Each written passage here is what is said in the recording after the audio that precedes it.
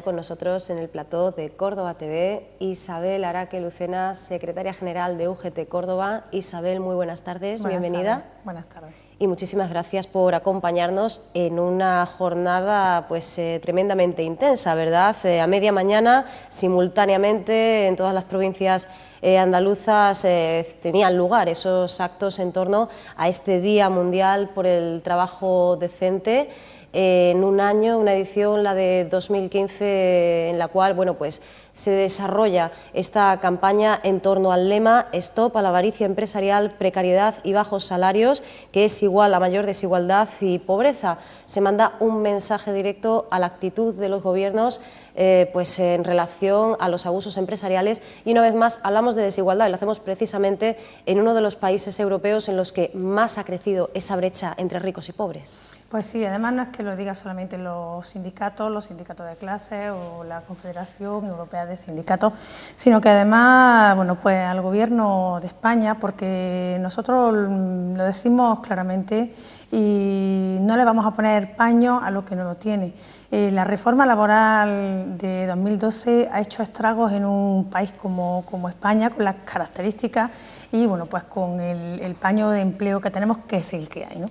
¿Y por qué digo que no lo decimos nosotros? Porque ya es el propio AROPE, que es el informe que usa el Instituto Nacional de Estadística, y en la mañana, a lo largo de la mañana, incluso en la tarde de ayer, ya también lo adelantaba Carita, España pues está entrando en una exclusión social, creciendo año tras año. Nos vamos del 24% de media que teníamos en 2010 al 29%, en lo que pues se cierra en 2014 y pues ya veremos el informe como acaba en 2015. Además, la media aquí en Andalucía de exclusión social, y por tanto es una entrada directa en pobreza, pues es del 43,2%. ¿De dónde viene esta exclusión? ¿De dónde viene esta pobreza? Pues porque lamentablemente hay trabajadores pobres. Y hay trabajadores pobres porque aún teniendo un puesto de trabajo, y quiero matizar porque sí llevo escuchando a lo largo de esta semana, ¿hay trabajo indigno? Ningún trabajo es indigno, ningún trabajo es indecente. Lo que es indecente es las condiciones que se tiene al día de hoy a los trabajadores y los puestos de trabajo que se le están ofreciendo a los trabajadores y a las trabajadoras. Por tanto, es un llamamiento, por supuesto, al Gobierno central de retirada inminente, que es lo que tiene que hacer desde luego con la reforma laboral, que ha dejado pues en fila a 4 millones de parados, contratos de larga duración, contratos con parcialidad que no se justifican en ningún momento, y pues ese es el resultado de una reforma laboral que desde luego nada tiene que ver con la creación de empleo.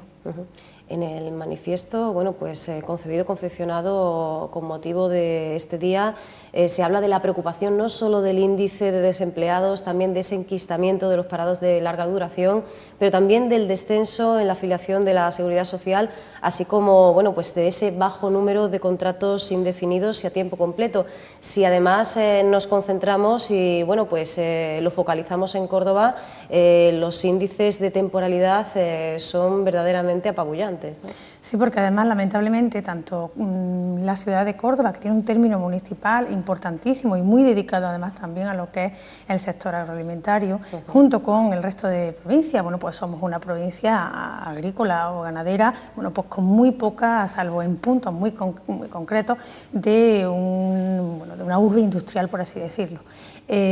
La temporalidad es lo que al final está rigiendo, y los datos de desempleados o de inscritos en las oficinas del SAE están pues dándonos la razón, desgraciadamente y lamentablemente, porque desde luego no quisiéramos llevar la razón en lo que sí venimos diciendo desde un año para acá, desde año y medio. Córdoba, al no tener un sector industrial potente y desarrollado, estamos condenados a, pues a la temporalidad en los contratos. ¿Qué es lo que ocurre además? Que si para colmo empresarialmente se está acudiendo a una temporalidad excesiva que no se sostiene, que no se sujeta y que no se argumenta de ninguna forma, y además dentro de la temporalidad se está haciendo un abuso desmesurado de lo que es la parcialidad en la contratación, es decir, horas del día muy concretas, horas punta en lo que puede ser el sector servicios, que abarca y engloba muchísimos puestos de trabajo, y además nos vamos en que pues hay contratación hecha solo y exclusivamente de fines de semana, a duras penas vamos a darle estabilidad a una sociedad que tiene que ser igualitaria y democrática, y de ahí los datos de AROPE, de ahí los datos del INE, y de ahí pues lo que se maneja en el día a día, y es que hay familias pobres en España, en Córdoba. Vamos a centrarnos en las cifras de Córdoba, de los desempleados, de los más de 92.000 desempleados que hay en la provincia de Córdoba y en Córdoba capital, 18.000 no tienen prestación de ningún tipo. Podemos pensar que pueden ser familias unifamiliares, por así decirlo, o familias. Yo no me arriesgaría, la UGT no se arriesga a decir que sean personas muy individualizadas. Podemos sacar una media de que al menos 35 o 40.000 personas en la provincia de Córdoba están prácticamente en riesgo de exclusión social y pues con índice de pobreza, puesto que no tienen un solo ingreso o prestación en sus hogares. Isabel, ya el mes pasado desde UGT Córdoba se instaba al Gobierno a esa necesidad urgente de combatir el paro en provincias como la nuestra, con un plan en torno a la industria agroalimentaria y de esta manera dar una respuesta pues no solo a esa temporalidad agrícola, sino también empezar el camino para tocar otros ámbitos, por ejemplo el sector turístico, que también está sujeto a esas campañas, a esa puntualidad. Sí, es fundamental desarrollar una industria agroalimentaria, porque no tenemos la necesidad de importar ningún tipo de productos, son productos que tenemos aquí en la provincia, son productos que tenemos en la capital cordobesa. Si se llegase a desarrollar esa industria agroalimentaria, además de la mano, porque además va a ser un desarrollo inherente tanto en la investigación con la Universidad de Córdoba, y daría además una expansión importante y centraría lo que es toda la zona logística de esta capital, pues como zona muy importante de expansión en lo que puede ser incluso centro logístico de lo que puede ser prácticamente el centro de Andalucía. Esa es la importancia que tiene, ni más ni menos que el desarrollo industrial agroalimentario en la ciudad de Córdoba y en la provincia de Córdoba. Sería el pistoletazo de salida para cambiar las características y el perfil no solamente del empleo en la provincia de Córdoba y en Córdoba capital, sino además el perfil económico, por supuesto, de esta provincia, que tiene mucho que dar y mucho que decir. Y hablando de cambios, tras los datos conocidos del mes de agosto, los de septiembre no han sido más positivos ni muchísimo menos. También desde UGT Óscar Martín apuntaba pues a la falsedad de ese cambio de tendencia y esto nos lleva de alguna manera a volver a reflexionar acerca de esa conexión que durante meses a la ciudadanía se le ha trasladado como totalmente inamovible, y es que los datos macroeconómicos y la microeconomía estaban conectados. Pasa el tiempo y no vemos verdaderamente que esas soluciones y esas buenas noticias lleguen a los hogares, ¿no? Mire, esquemáticamente o pedagógicamente esto se explica muy fácil. El Gobierno del Partido Popular ha hecho y ha elaborado unos presupuestos para el año 2016 que nada tienen que ver con dar un servicio y un beneficio a la inmensa mayoría, o en este caso al 99,9% de la población en España. Y por supuesto pues estamos hablando de la provincia de Córdoba.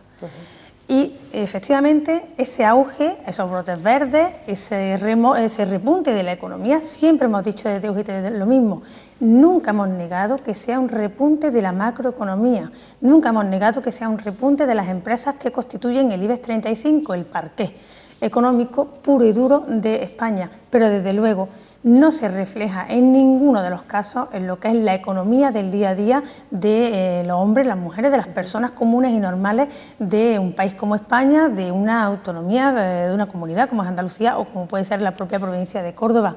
Y porque además el defensor del pueblo ha sido lapidario en una de las frases que ha dicho, que comparto y voy a transmitir allí a donde vaya, y es que los derechos sociales y económicos que redundan directamente en las personas del día a día, en la gente de a pie, son tan importantes o más que los derechos civiles y políticos.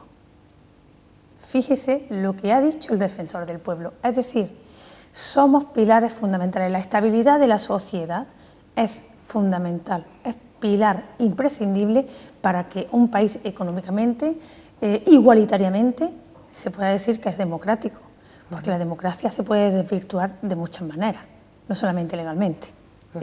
Entonces, UGT sigue en la misma línea. Para nada un repunte económico, al menos de lo que es el día a día de los hombres y las mujeres normales.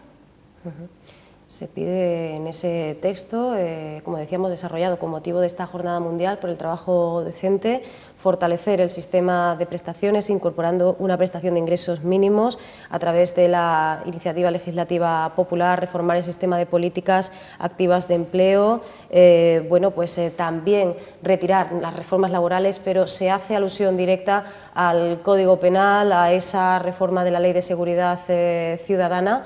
Transversalmente, hablar de empleo, hablar de ese proletariado al que ya se llama por parte de muchos especialistas precariado, es hablar de todos los órdenes de la vida. Correcto.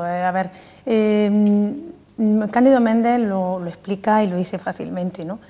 Una sociedad que se considere libre y democrática no se puede concebir sin el acceso a empleos dignos, porque la estabilidad económica es lo que le da estabilidad al final a la sociedad, ¿no? Entonces, ¿es transversal? Claro que sí, todo es transversal. ¿Por qué?